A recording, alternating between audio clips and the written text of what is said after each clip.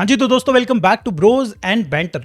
आज की इस वीडियो में दोस्तों हम लोग जो मेजरली बात करने वाले हैं, यहाँ पे हम लोग डिस्कस करेंगे कि डेको और उसकी टीम ने डिसाइड कर लिया है कि भाई जो बार्सिलोना एक पर्टिकुलर एरिया में जो कमजोर है वहां पे भाई साइनिंग करनी ही करनी है। और दोस्तों सरप्राइजिंगली ना तो वो स्ट्राइकर पोजीशन लग रही है देख के, ना ही लेफ्ट सेंटर बैक वाली पोजीशन देख के लग रही है।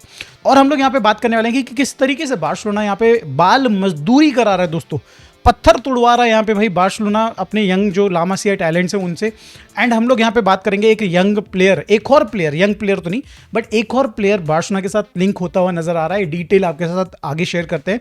तो let's quickly start with the जो डिबेट है दोस्तों यहाँ पे सबसे बड़ा इस समय पे, कि भाई यहाँ पे बाल्डे और कुंडे को मार्केट पे डाल दिया है और साथ में भाई हम लोग लिंक हो रहे हैं दो बड़े प्लेयर्स के साथ।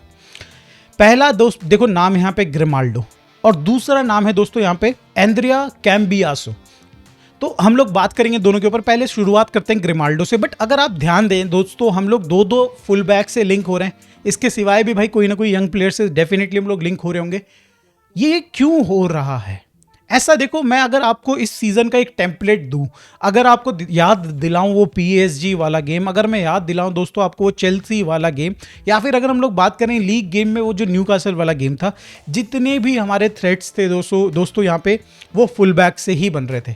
गेम जो स्विच हो रहा था दोस्तों वो फुल बैक से ही हो रहा था। और मेजरली आप बोलोगे यार भाई आप भी तो वही करते हो, लामिन यमाल पे डिपेंडेंसी, रफीनिया पे डिपेंडेंसी।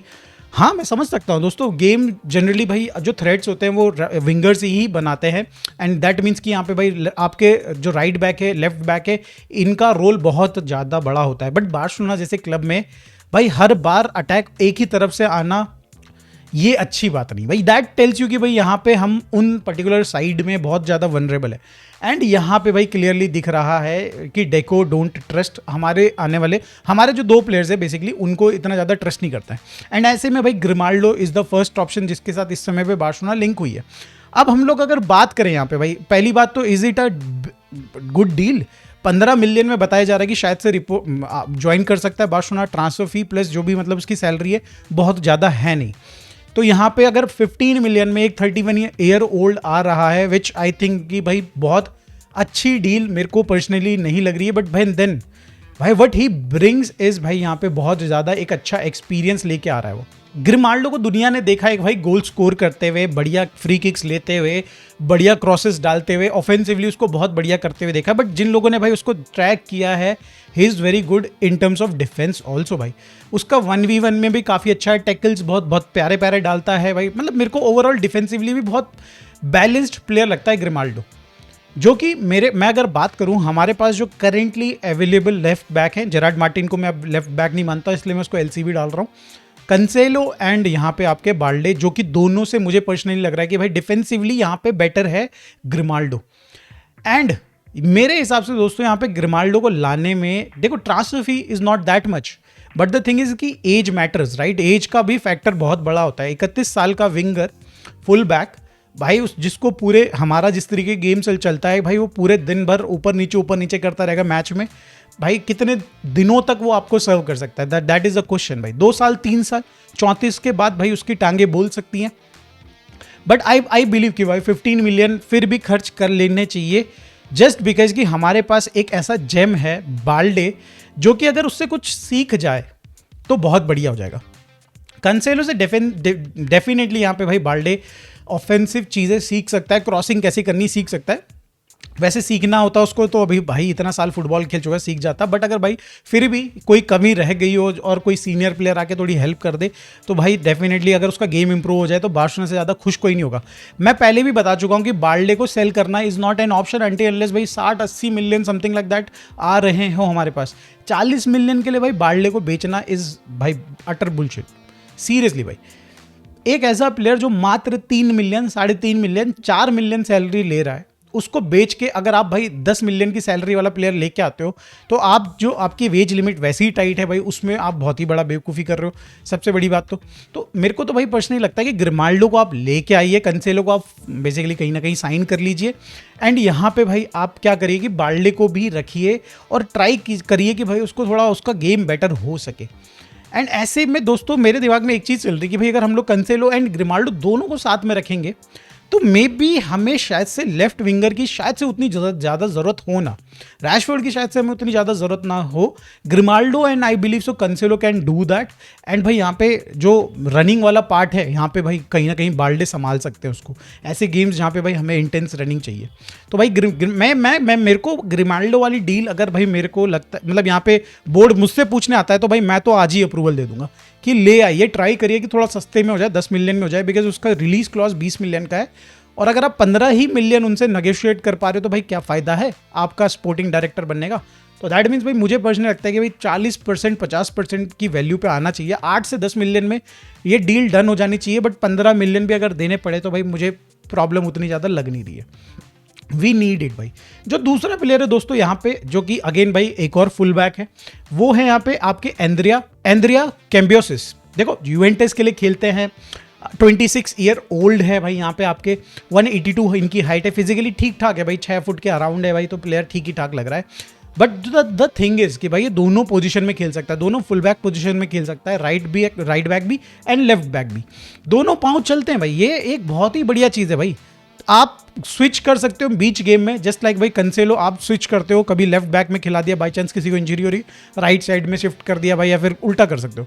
तो ये बेसिकली आप डिपेंड्स ऑन द गेम की ज़रूरत कैसी है भाई, आप इस तरीके की प्रोफाइल को भाई स्विच कर सकते हो। अगर प्लेयर की अगर बात करें दोस्तों, ही इज़ वेरी गुड भाई। जो भी मैं पढ़ पा रहा हूँ, बहुत ज़्यादा मैंने देखा नहीं उसको, हाईलाइट्स ही देखी है।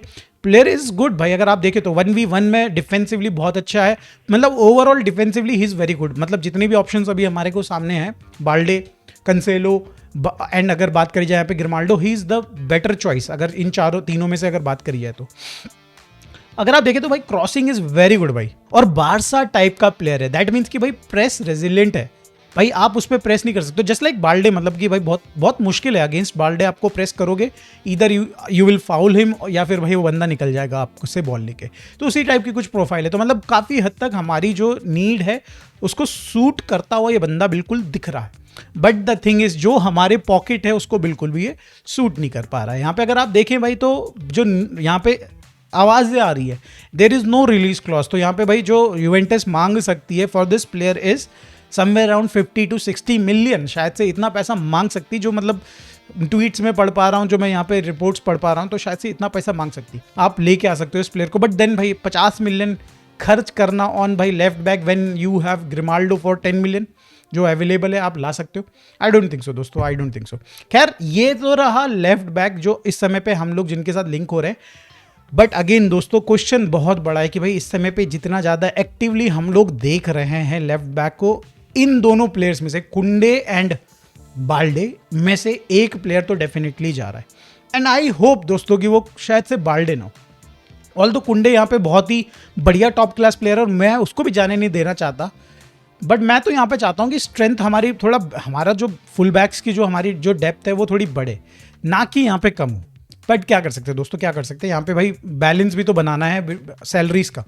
अब हम लोग बात करें तो दोस्तों यहाँ पे जो हमारे जो बाल मजदूर हैं उनसे भाई कितनी मजदूरी कराई जा रही है। भाई ये चीज़ लीगल नहीं है कहीं भी दुनिया में, बट यहाँ पे भाई कराई जा रही है। हम देखते हैं 16 साल का कुबारसी भाई डे इन डे आउट खेलता है बार्सिलोना के लिए। भाई 16 साल का लामिन यमाल 15 साल के उसमें डेब्यू मिलता है, 16 साल में खेलना शुरू कर देता है, अभी 18 साल का हो गया, अभी भी खेल ही रहा है भाई। अगर आप इनके मिनट्स अगर इस सीज़न में उठा के देखेंगे तो यू विल बी सरप्राइज भाई कि किस तरीके से मैनेज किया जा रहा है इनका टाइम। बट अगेन भाई कोई चांस मतलब कोई है ही नहीं ना, मतलब किसके साथ आप रिप्लेस करोगे, किसको खिलाओगे, किस पे ट्रस्ट दिखाओगे देन कि भाई इन लोगों को रेस्ट मिले, राइट। तो कुबारसी के टोटल टाइम जो इस समय पे मिनट्स जो एक्यूमुलेट हो चुके हैं दैट इज भाई 3331 मिनट्स अभी तक खेल चुका है बंदा। 80% सीजन खत्म हो चुका है दोस्तों। इस रेट से जाएगा तो 39,000 तक, तो 39,000 बोलो, 3800 3900 या फिर 4000 तक भी पहुंच सकता है अगर मिनट्स की बात करी जाए दोस्तों। सिमिलरली दोस्तों लामिन यमाल सेकंड पोजीशन पे है, 3297 मिनट्स यहाँ पे लगा चुका है, 3297 मिनट्स ऑलरेडी खेल चुका है लामिन यमाल।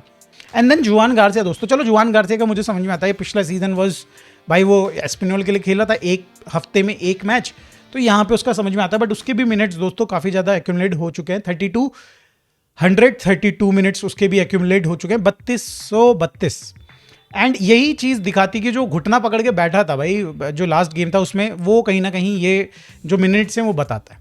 खैर क्या कर सकते हो दोस्तों, यहाँ पे हमारे पास चॉइसेस नहीं है बाबा, चॉइसेस नहीं है भाई। एक गोलकीपर जो गोल्फ खेल रहा है, दूसरा साला बेचारा वहाँ पे घुटने पकड़ रहा है ना। सिमिलरली भाई कुबार्स या नरहो में आप जानते हो भाई कि भाई क्या चल रहा है।